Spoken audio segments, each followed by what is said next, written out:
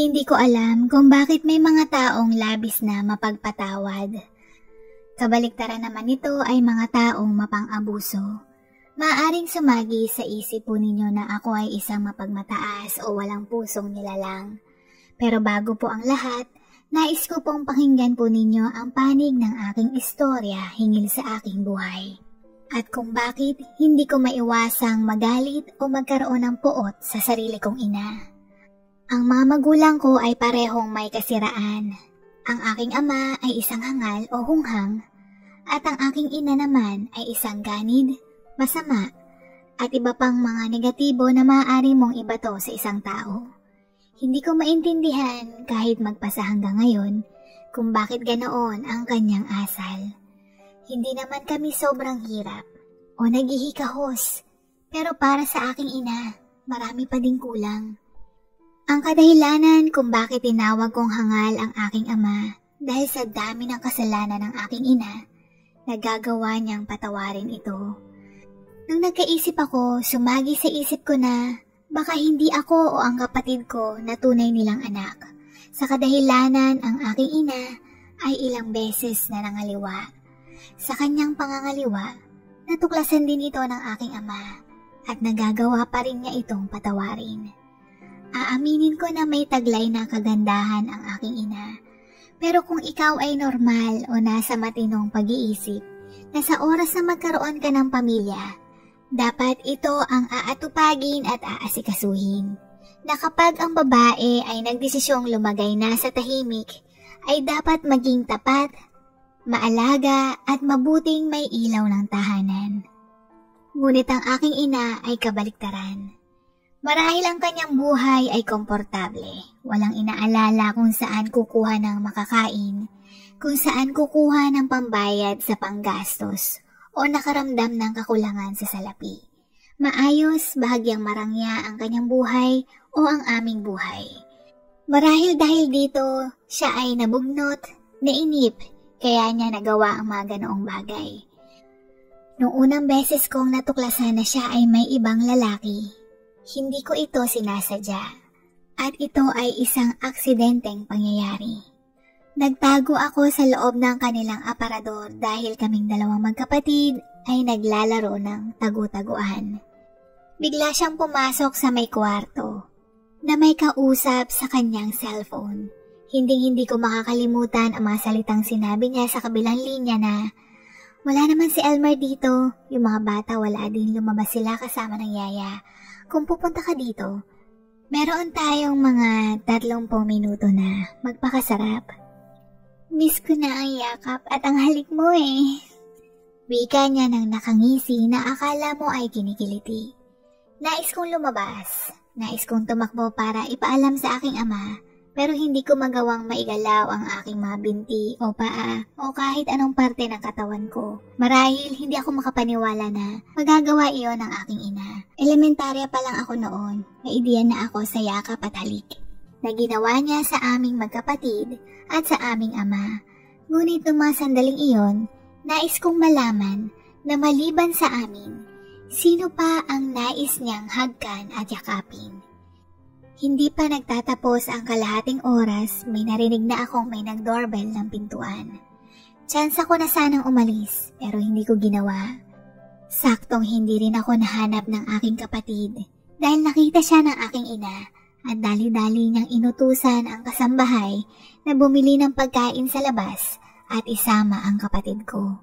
Hindi ko mapigilang mataranta, kaya para akong naging estatwa na nagtago sa pagitan ng mga nakasabit na damit. At ang mga sumunod na nangyari ay hindi ko na maproseso. Isa ito nakaririmarim na senaryo sa tanang buhay ko. May isang hindi ko kilalang lalaki ang pumasok sa kwarto ng aking mga magulang at kasama niya si mama. Dito ko nasaksihan ang dapat sana ay hindi ko nasaksihan. Sa edad ko noon, hindi ko pa alam ang kanilang ginagawa. At habang ginagawa nila iyon, panay ang ungol at salita ng aking ina habang gumagalaw ang kumot.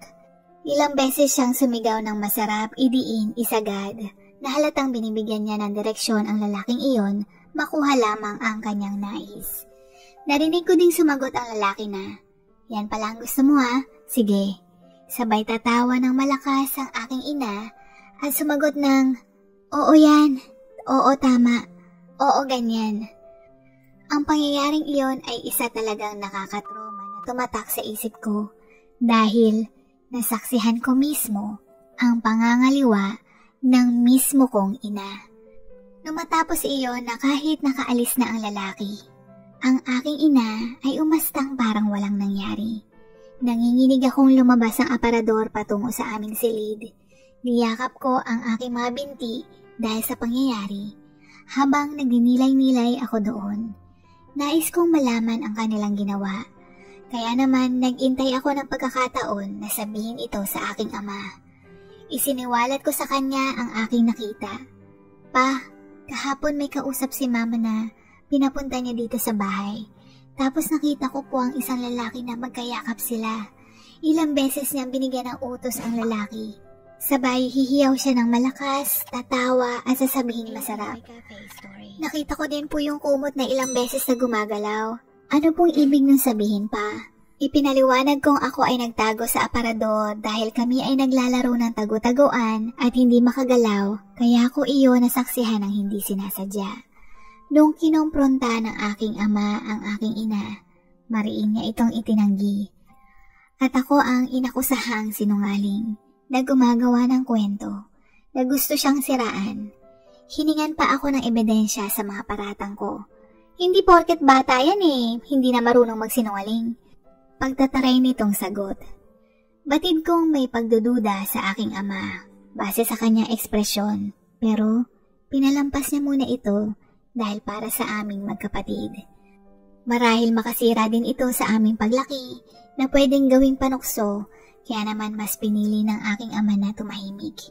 Noong mga oras na iyon, alam kong nagsisinungaling ang aking ina. Na ipinaramdam niya ito sa akin lalo sa tuwing umaalis si Papa sa bahay para bantayan at asikasuhin ang kanyang negosyong laundry shop. Sa tuwing aalis si Papa sa bahay, palagi niya akong sinisigawan, pinapagalitan, iritable at kung ano-ano pang mga pang-iinsulto ang sinabi niya sa akin. Simula nung nangyari iyon, hindi na ako masyadong lumalapit sa nanay ko. Alam kong ginagawa niya iyon para parusahan ako. Alam kong nagsisinungaling siya at alam kong mauulit muli ang kasamaang ginawa niya. Batid kong ramdam niya ang aking pagmamasid, kaya naman naging maingat na ito sa tuwing nakikita niya ako. Ngunit makaraan ng ilang taon, siya na mismo ang nagbuking sa sarili niya. Nung grade 4 ako, sumama ako at ang kapatid ko sa field trip sa aming paaralan. Dahil kailangan ng may kasamang magulang, ang kasama namin ay si Papa. Subalit, napauwi kami ng maaga dahil ang kapatid kong babae ay sinakta ng tiyan. Akala namin ni Papa, simpleng sakit lamang ng tiyan na kailangan niyang dumumi, pero hindi pala. Ang kirot ay labis na masakit, kaya kami umuwi ng bahay ng maaga. Pero nung pagdating namin sa bahay, kami ay nagulat. Mga damit na nagkalat, na ang damit na nakakalat sa sahig, sigurado akong hindi iyon pag-aari ng aking ama. Anak, dito ka lang samahan mo muna si Bunso. Sambit ni Papa, pero batid ko sa kanyang boses na ito ay nanginginig, marahil sa tama ang kanyang kutob, na marahil mayroong nangyayari sa loob ng kanilang kwarto, dahil mayroong tunog o ingay na nagmumula doon. Nung nahuli ko ang nanay ko noon, doon ko lang nalaman ang ibig sabihin ng kanilang ginagawa. Masama ito, masamang masama, lalo na sa isang babaeng may asawa. Habang nag-iintay kaming magkapatid sa sala, narinig ko ang sigaw ni Mama na nagulat at base sa kanyang boses, nahuli sila sa akto na may ginagawa. Pero nakita kong bumalik si Papa sa amin at dali-dali kaming isinakay sa sasakyan at nagtungo kami sa ospital dahil hindi pa rin nawawala ang sakit ng tiyan ng kapatid ko. May bit-bit na bag si Papa na mga damit namin at ang akala ko hindi na kami uuwi sa bahay at hihiwalayan na ni Papa ang aking ina.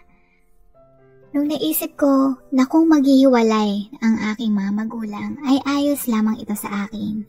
Sa katunayan, mas pabor ito dahil makakabawas sa suliraning ibinibigay niya sa aking ama. Hindi rin naman siya isang uwarang ina kaya kahit bata pa lang ako, hindi ito kawalan. Habang ginagamot ang aking kapatid, kailangan niyang magtagal sa ospital ng ilang araw dahil sa kanyang appendicitis. Dito din ako natulog kasama ang kapatid ko. Iniisip ko na, di ba kapag may sakit ang anak, ang ina ang palaging nandyan. Nag-aalala, nag-aalaga, nagmamalasakit.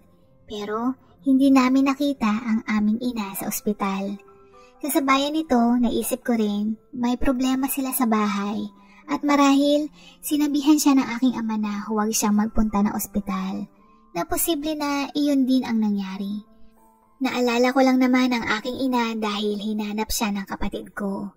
Na walang kamuwang-muwang sa mundo. Na walang kaalam-alam sa mga nangyayari sa kanyang paligid. Nung binalikan ko ang araw na nahuli siya ni Papa, hindi naman namin nakita ang lalaki na nasa loob ng kwarto nila. Dahil pagkatapos si Papa na magpunta sa kwarto nila, nagpunta ito sa aming kwarto upang kumuha ng aming mga damit at inilagay sa bag. Hindi namin inaakala na magtatagal kami ng ilang araw sa ospital matapos na ma-diagnose ang kapatid ko. At kung marahil hindi naman siya kailangan i-confine, alam kong hindi kami uuwi ng araw na ding iyon. Dumating ang araw na lumabas na ng ospital ang aking kapatid at umuwi kami ng bahay. Dito ko na nakita si Mama na may banner na, "Welcome home, bunso." Tapos, merong nakahandang mga pagkain. At nakita ko na nakangiti siyang sinalubong ng aking ama. Nahalata ko na merong kaunting ilangan pero totoo ang nakikita ko. Hindi ako nananaginip na magkaayos ang aking mga magulang na parang walang nangyari. Nung tinanong ko si Papa, sabi niya sa akin, pinagsisisihan naman daw ni Mama ang pagkakamali niya na hindi na niya ito uulitin at dapat marunong daw kaming magpatawad na tao lamang tayo nagkakamali. At isa pa, ayaw niyang lalaki kaming magkapatid na wasak ang pamilya. Hindi ko man maintindihan ang dahilan ni Papa, pero kailangan kong irespeto ito. Siya ang masusunod, kaya naisip ko marahil tama siya. Tao lamang tayo nagkakamali at dapat marunong magpatawad. Marahil sa kanilang pag-uusap, napansin ng aking ama ang sinseridad at pagkukumbaba ng aking ina, kaya binigyan niya ito muli ng pangalawang pagkakataon. At nung kami ay nagsasalo-salo sa hapagkainan, yung tingin ni Papa, pakiramdam ko, naintindihan ko ang kanyang mga titig, na kahit na hindi ko siya kumprontahin, alam niyang hindi ako nagsisinungaling nung nagsumbong ako sa kanya noon. Matapos nun, doon ko lamang siya nakitang kumilos na bilang ina para sa amin. Inalagaan niya ang kapatid kong babae sa pagpapagaling mula sa operasyon at naging abala din siya sa pagtulong sa negosyong laundry shop ni Papa. Noong mga panahong iyon, nadagdagan din ang kliyente niya. Mula sa isang branch, nadagdagan pa ng 3 hanggang 5. Naglalabas sila ng mga bedsheets, towels, comforters at pillowcases na ginagamit sa mga motels. Gamit ang truck, lulan ang mga bagong laba at ibang truck naman para sa pag-pick up ng mga labahan.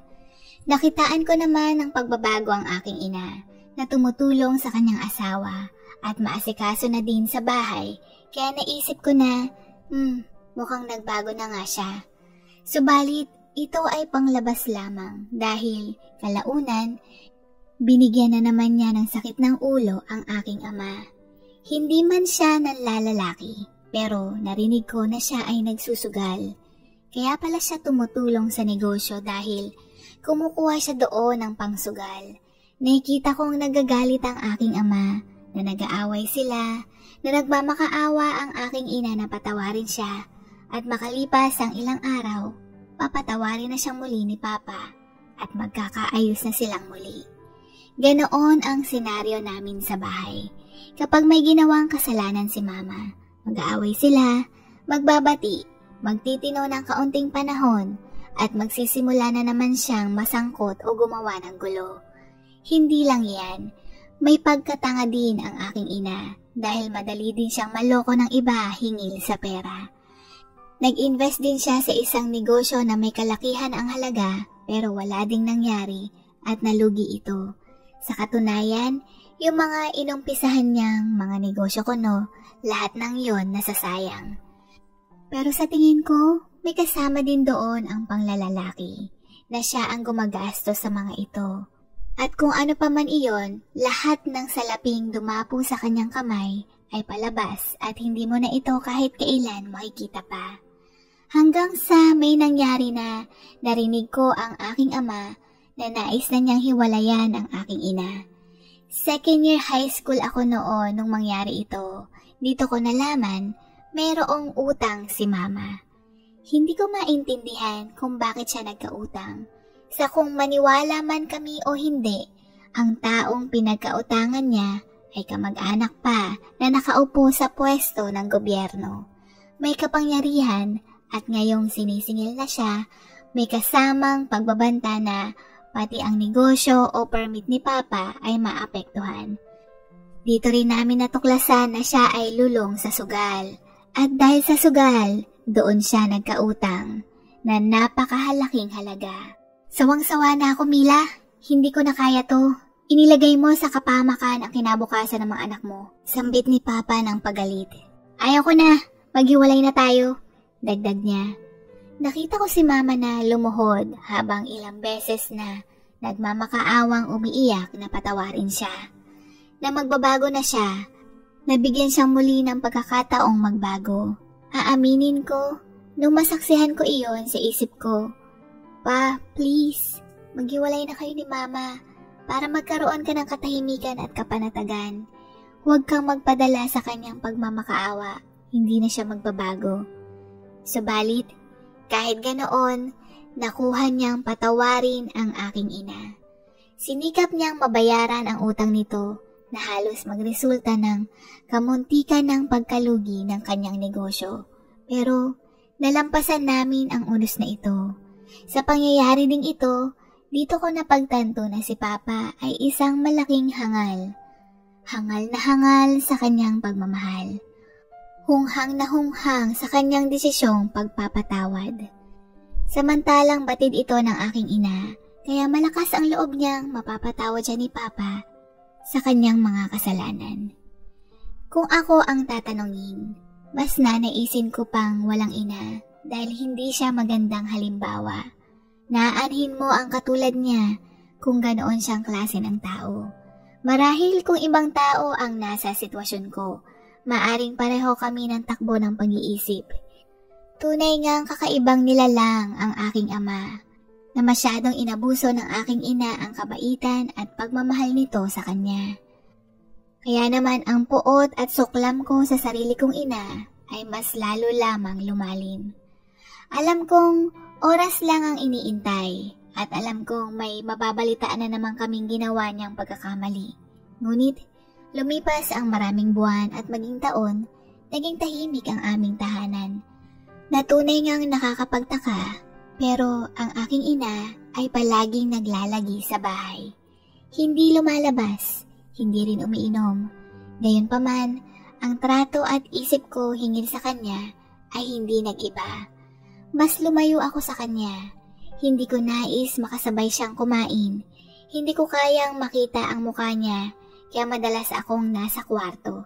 At kapag kailangan kong kausapin si Mama, palaging maikli lamang ang mga sagot ko.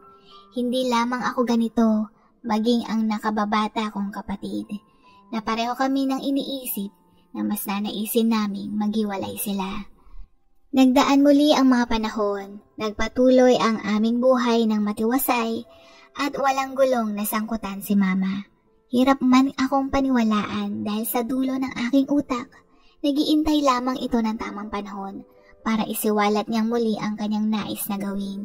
Pero totoo iyon, na tinupad ni Mama na magbabago na siya. Pinangatawanan niya at pinanindigan niya ito. Sa mga panahon ding ito, ako ay nakatapos na ng kolehiyo at nakapasok ako bilang accountant sa negosyong laundry shop ni Papa. Sa kolehiyo ko din nakilala ang mister ko. Naging magkaklase kami sa 5 asignatura noon at nung kami ay nagkataong magkatabi ng upuan, dito na nagsimula ang aming pagiging magkaibigan hanggang sa maging magkasintahan. Sa mga panahong kami ay magkasintahan, hindi ko ipinakilala ang nanay ko sa kanya. Wala akong balak na ipakilala siya sa nanay ko, kaya ni minsan hindi ko siya inuwi sa bahay. Ngunit ang aming relasyon ay mas lalo lamang lumalim at inalok niya ako ng kasal. Sa puntong ito, wala akong magawa kundi ipakilala ang fiancé ko sa aking ina.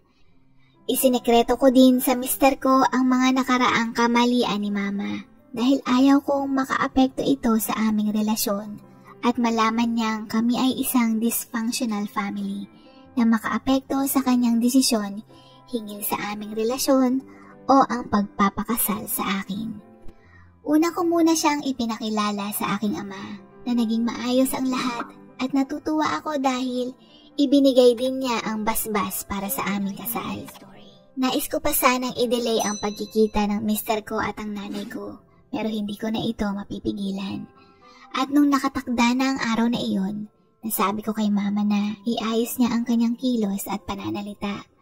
Tumango naman siya at sa buong oras ng pagkikitang iyon, hindi ko mapigilang mabalisa pero wala namang nangyaring masama.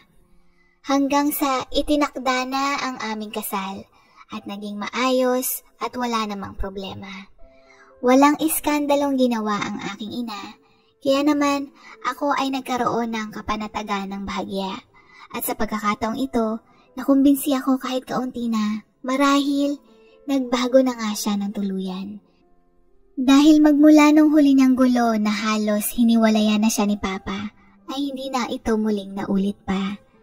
Sa isip ko na maaring napagtanto niya ang kanyang kamalian at habang buhay niya itong pagsisisihan. Ang aking ama at ang mister ko ay mayroong magandang relasyon. Kapag sila ay nagkikita, silang dalawa ay nagiinom ng serbesa habang nag-uusap ng mga paksa, hingil sa negosyo at iba pang pagkakakitaan. Ang mister ko kasi ang pamilya niya ay isa ring negosyante. Meron din silang pag-aari ng franchise at ang mister ko naman ay nag-invest ng kanilang family business sa motor vehicle parts at talyer. Yung kapatid niya may alam sa mga makina at ang mister ko naman ay may alam sa management. Kaya bukod sa kanyang sahod bilang empleyado, kumikita din siya ng porsyento bilang bayad sa kanyang investment. Bago kami ikinasal, meron na silang isang branch at napalago nila ito hanggang sa nakapagpatayo na ng 5 branch sa iba't ibang lugar sa lungsod. Sa loob ng 2 taon namin bilang mag-asawa, maganda ang takbo ng aming relasyon, pati na rin ang relasyon niya sa aking pamilya. Hanggang sa napansin ko na iritable siya, lalo na kapag nababanggit ko ang aking pamilya. Mahal, ngayong weekend sa bahay ni Papa tayo mag-lunch. Anong klase ng wine ang gusto mo? Tanong ko. Ayaw ko sumama, ikaw na lang, abala ako. Irritable niyang sagot.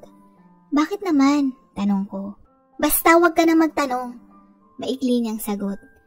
Hindi na ako nagtanong muli dahil naisip ko marahil meron lang siyang problema sa kanyang negosyo at kung ano man ang nakasira ng araw niyang iyon, ayaw ko nang malaman pa dahil baka pagsimulan namin ng away. Kaya lang, hindi ko maiwasang magtaka dahil kung noon, Mahal, anong paborito ni Papa na alak? Anong paboritong pagkain ni Papa? Sa tingin mo ba magugustuhan niya to? Yung kapatid mo, anong gusto niya? Mga tanong na interesado siya sa aking pamilya. At kita ko sa kanyang ekspresyon ang pagkasabik na tunay na din niyang itinuring na pamilya ang mga ito. Pero tuluyan ang nagbago iyon dahil sa tuwing aayain ko siya, madalas siyang nagdadahilan upang umiwas at hindi makapunta. Hindi ko tuloy maiwasang ikatampo ito at kung sasama man siya, halos kaladkarin ko pa siya palabas ng pintuan para lang sumama sa akin kapag bibisitahin ko ang aking pamilya. Pero hindi nagtagal dahil ang aking pagtataka at agam-agam ay nasagot nung kaarawan ni Papa. Please, pumunta ka sa birthday ni Papa, sambit ko. Wala naman akong magagawa, nakasimangot niyang sagot. Pagdating namin sa bahay, sinalubong kami ni Mama. Tuloy kayo, pagbati niya. Ang mister ko naman hindi pinansin ang nanay ko at dumiretso lamang sa sala. Nakita ko ang hapagkainan na maraming masarap na putahing nakahanda para sa simpleng salo-salong iyon. Nakaupo si Papa sa pinakagitna ng mesa. Sa kaliwa ang asawa ko at katapat niya ang nanay ko, habang kaming magkapatid ay magkatapat sa mesa. Sa kalagitnaan ng hapunang iyon, napansin ko si Mama panay inom ng wine. Birthday ng Papa niyo ngayon kaya pwede ako mag-celebrate. Wika niya matapos siyang bulungan ng kapatid ko. Nakatabi niyang nakaupo sa mesa. Hindi ko iyon pinansin dahil tama naman siya. Araw iyon ng pagdiriwang at iyon ang kanyang paraan kaya hinayaan ko lang siya. Nagtungo ako sa palikuran saglit at pagbalik ko, nakita ko ang aking ina na umaastang susubuan ang aking mister. Masarap to, bakit hindi mo tikman? Wika niya, sabay inilapit ang tinidor na may baboy sa kanyang bibig. Sa kilos niyang iyon, hindi ako nagulat. At tumanggi ang mister ko, pero nagpumilit ang aking ina. Maya-maya pa, biglang hinampas ng mister ko ang kamay ni Mama at tumama ito sa lamesa. Ako, kapatid ko at ang aking ama ay nagulat sa ikinilos ng aking mister. Ang aking ina naman ay meron ng tama ng alak at ang reaksyon niya ay, "Ay, ang sakit!" Sambit niya nang nakatawa. "Ikaw na nga itong pinapakain, ikaw pa tong maarte." Wika muli ni Mama sabay kinuha ang bote ng wine at nagtungo sa sala upang doon ipagpatuloy ang kanyang pag-iinom. Ang mister ko naman ay tumayo at nagsimulang maglakad palabas ng pintuan. Anong nangyayari? Sa isip ko. Teka! Mahina akong sambit at nakita ko pa din na naglalakad palabas ng bahay ang mister ko. Teka! Teka lang! Sigaw ko at hinabol ko siya. Kailangan ko ng paliwanag mo. Anong nangyari? Tanong ko. Iyo, maari mo bang ipaliwanag ang nangyari? Pakiusap. Malumanay na sambit ni Papa. Huminto siya at sinabing, Opo, pero hindi po dito. Pwede po ba tayo doon sa hardin? Sagot niya. Kaya naman dali-dali kaming nagtungo doon. At ang mga sumunod na salita na lumabas sa bibig niya ay nagpalaglag ng aking panga. Base sa paliwanag niya, halos 1 taon nung matapos kaming ikinasal, kinontak daw siya ni Mama. Nung una, nagpapabili ng mga gamit. Wala naman daw iyon kaso sa kanya dahil nanay ko siya, pero kalaunan, nanghiram na din ito ng pera na nagsimula sa maliit na halaga hanggang sa lumaki. Sa kadahilanan daw nais niyang magnegosyo pero wala siyang pampuhunan. Kaya naman, nagbaka sakali siya sa mister ko. At sa paglipas ng panahon, napapadalas na ito bagay na ikinaiinis na niya. Pero hindi niya ito matanggihan bilang respeto. At pumasok din daw sa isip ng mister ko na baka ito ang dahilan kung bakit huli ko daw na ipinakilala ang nanay ko sa kanya. Kaya naman siya na mismo ang nais na umiwas dahil sa tuwing magkikita sila, bubulungan siya ni Mama at manghihiram ng pera. At napansin ni Mama ang kanyang pagkailang, kaya naman nung huling tawag nito sa kanya nung nakaraang 2 buwan, nagpunta siya sa kanilang tagpuan dahil sabi daw sa kanya ni Mama, may importante daw siyang sasabihin na itinatago kong sikreto.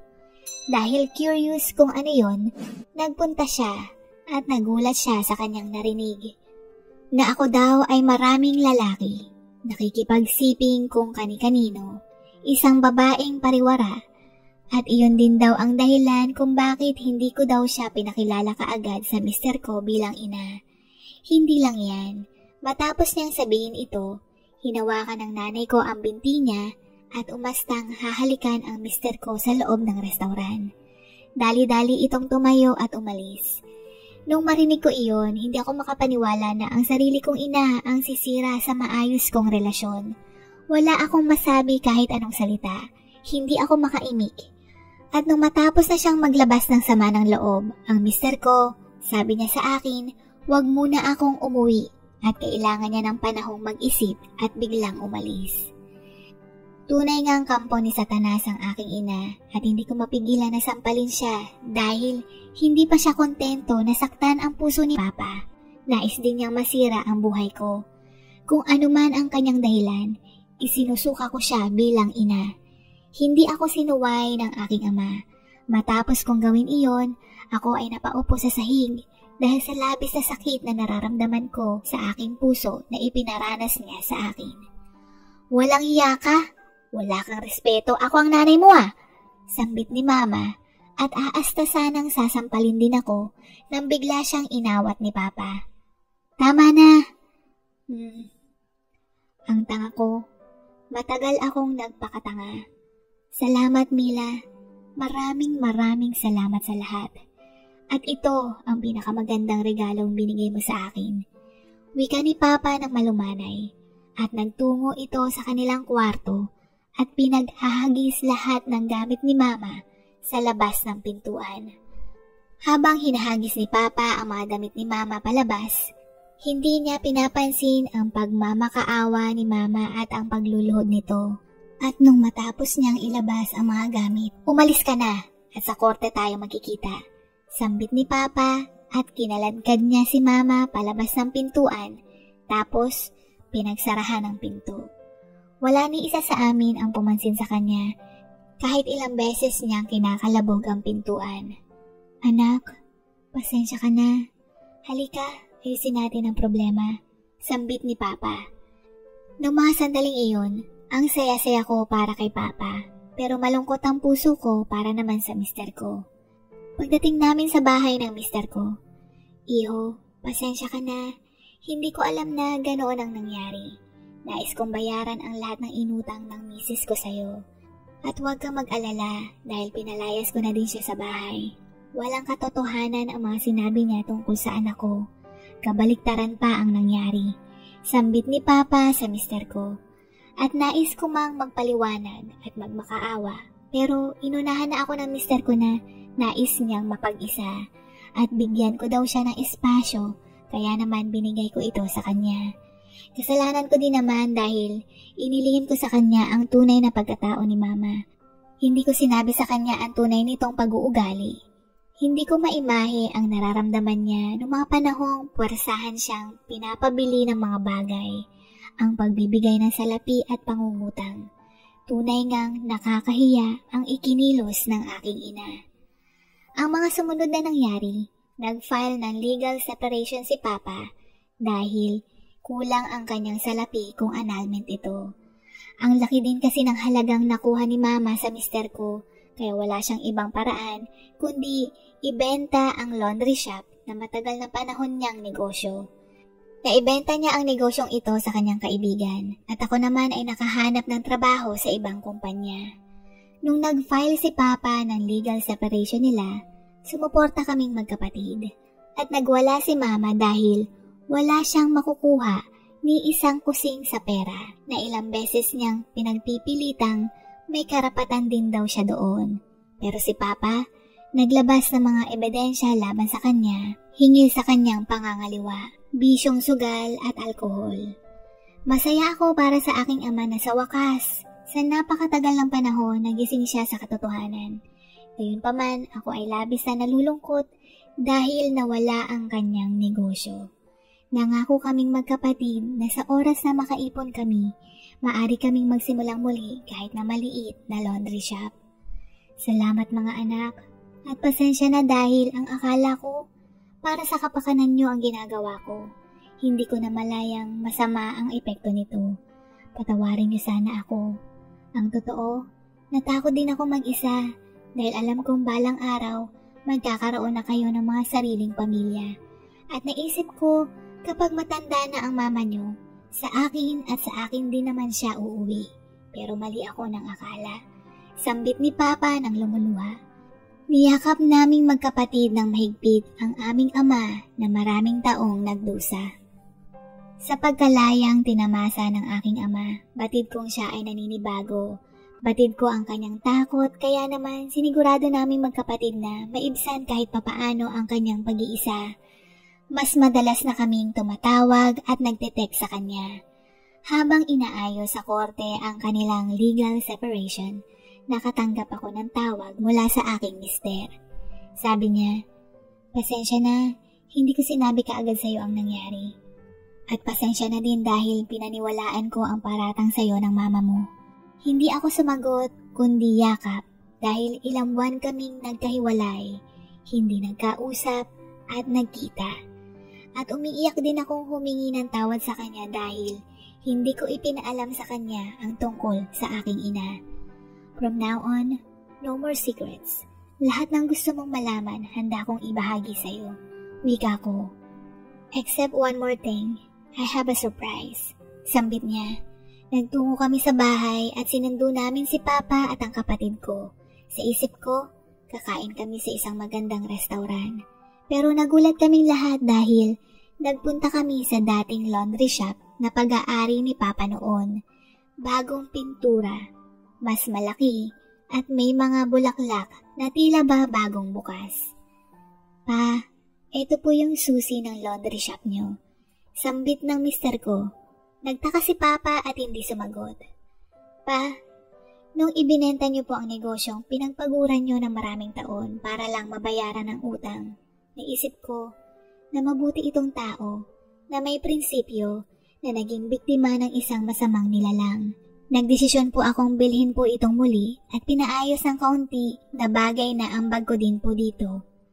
Alam kong isa itong magandang investment at kayo ay mapagkakatiwalaang business partner na sigurado akong lalago ito. Paliwanag ng mister ko. Hindi maitago ni Papa ang kanyang luha. Nagpapasalamat siya sa mister ko at niyakap. Sa katunayan, nababalutan ng emosyon ang paligid na iyon. At ilang saglit pa, nagdatingan na ang catering at nag-set up para sa aming grand reopening. Niyakap ko ang mister ko at nagpasalamat ng lubos sa kanya at masaya naming naidaos ang bagong pagbubukas ng shop nung araw na iyon. Sa ngayon, legal nang hiwalay ang aking mga magulang.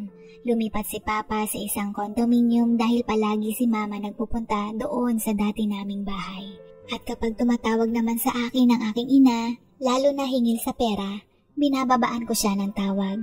Batid kong merong hindi sasang-ayon sa desisyon kong tuluyan ang putulin ang ugnayan ko sa aking ina dahil ang pagkawala niya sa aming buhay ay nagbigay sa amin ng tunay na kaligayahan, katahimikan at kalayaan, lalong-lalo na kay Papa na madalas ko nang nakikitang nakangiti.